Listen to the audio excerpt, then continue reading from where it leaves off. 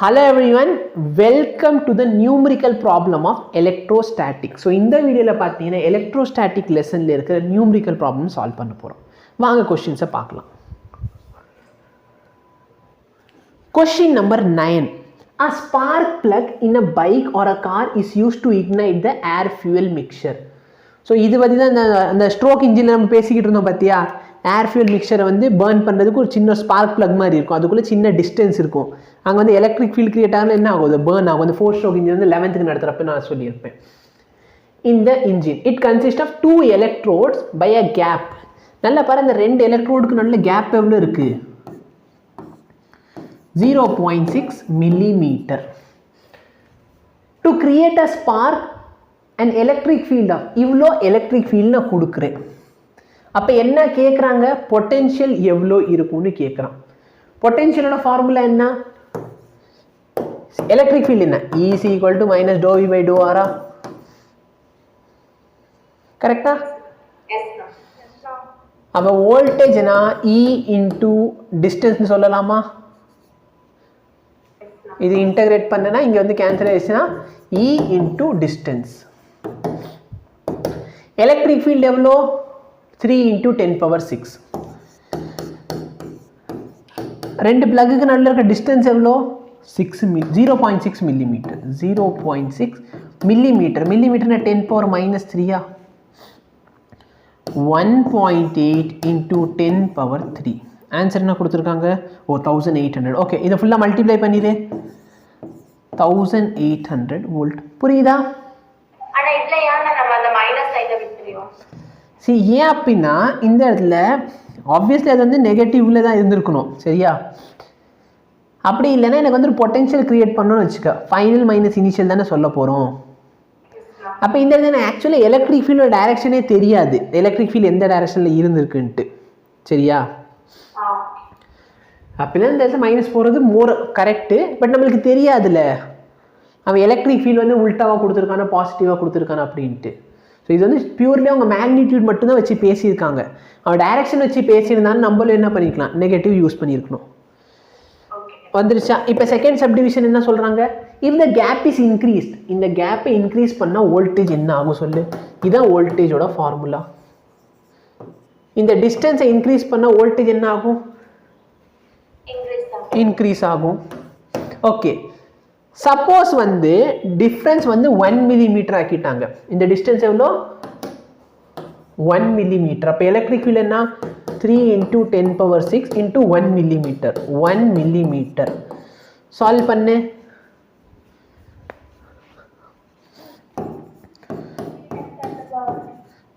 $3000 எழுதிக்கலாமா? ஓகேவா? சரி, அப்போ நல்லா பார்த்தோன்னா அவ்வளோ அதிகமான ஒரு வோல்டேஜ் அங்கே க்ரியேட் ஆகுது. இதெல்லாம் சாத்தியமா அப்படின்னா, உங்கள் வீட்டில் இந்த லைட்டர் இருக்கும் பார்த்துருக்கியா,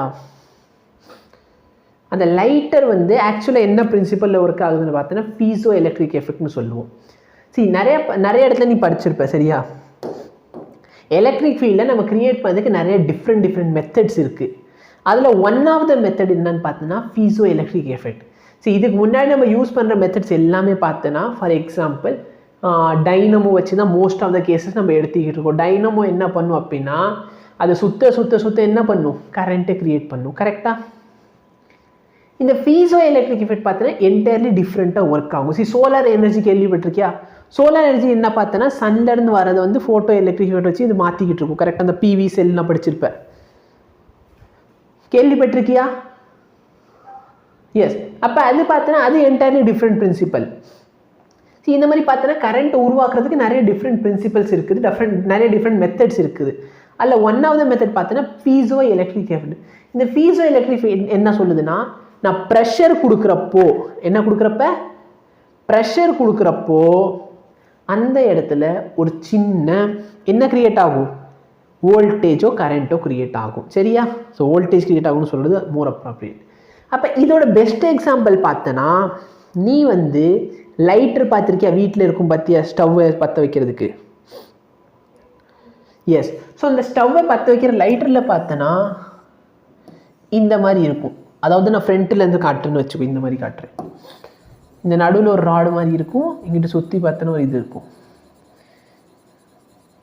அப்போ இந்த லைட்டர் என்னன்னா மேலேருந்து ப்ரெஷர் கொடுக்குறப்போ இது ரெண்டுத்துக்கு நடுவில் பார்த்தோன்னா ஒரு எலக்ட்ரிக் ஃபீல்டு கிரியேட் ஆகும். சரியா? புரியுதா? அதனால தான் இந்த இடத்துல பார்த்தோன்னா எலக்ட்ரிக் ஃபீல்டு ரொம்ப அதிகமாயிரும். அது வந்து எப்படியாச்சும் டிஸ்சார்ஜ் ஆகணும். அதனால பார்த்தோன்னா இது ரெண்டுத்துக்கு நடுவில் அப்படியே ஒரு ப்ளூ கலர் ஸ்பார்க்கு தெரியும். ஓகேவா? இப்படி ஒரு ஸ்பார்க் கிடைக்கும். அப்போ இதுலேருந்து நீங்கள் என்ன பண்ணணும்னா வோல்டேஜை கூட கண்டுபிடிக்கலாம். வோல்டேஜ் எப்படி கண்டுபிடிப்ப? வோல்டேஜ் வந்து ஒரு வோல்ட் மீட்டர் வச்சு பார்க்கலாம். பட் சாதா வோல்ட் மீட்டர் வந்து இப்போ நாங்கள் யூஸ் பண்ணுற வோல்ட் மீட்டர் எல்லாமே பார்த்தோன்னா ஒரு 220 வோல்ட்டு, மேக்ஸிமம் 1000 வோல்ட் வரைக்கும் மெஷர் பண்ணலாம். பட் இந்த இடத்துல கிடைக்கிற வோல்டேஜ் பார்த்தோன்னா ரொம்ப அதிகமாக இருக்கும். சரியா? இதில் இருக்கிற வோல்டேஜ் எடுத்தாலும் சரி, இந்த லைட்னிங்கில் வர வோல்டேஜ் எடுத்தாலும் சரி ரொம்ப அதிகமாக இருக்கும். அப்போ அதை மெஷர் பண்ண முடியாது நம்மளால். சப்போஸ் நம்ம அதை மெஷர் பண்ணுறோன்னு சொன்னால் இந்த டிஸ்டன்ஸும் நம்ம மெஷர் பண்ணிக்கலாமா, இந்த டிஸ்டன்ஸ் எவ்வளோ இருக்குன்ட்டு. அப்போ நம்ம இதுக்கு நடுவில் இருக்கிற எலக்ட்ரிக் ஃபீல்டையும் மெஷர் பண்ணலாம். புரியுதா? ஸோ இதே மாதிரி ஒரு எஃபெக்டில் தான் நம்ம பார்த்தோன்னா நம்மளோட வண்டி இருக்குது பார்த்தியா, வண்டியில் இந்த ஸ்பார்க் இன்ஜின் அது வந்து ஸ்டார்ட் பண்ணுறப்ப ஒரு ஸ்பார்க் இதுதான் இங்கே பாரு மேலே இருக்குது பார்த்தியா, ஒரு ஸ்பார்க்கை க்ரியேட் பண்ணுறதுக்கு. சரியா? ஒரு அந்த இடத்துல ஒரு 10 வைக்கணும். 10 வைக்கிறதுக்காக என்ன க்ரியேட் பண்ணுவோம்? எலக்ட்ரிக் ஃபீல்ட் க்ரியேட் பண்ணுவோம். அந்த எலக்ட்ரிக் ஃபீல்ட் பார்த்தோன்னா வோல்டேஜ் ஆகும். சரியா?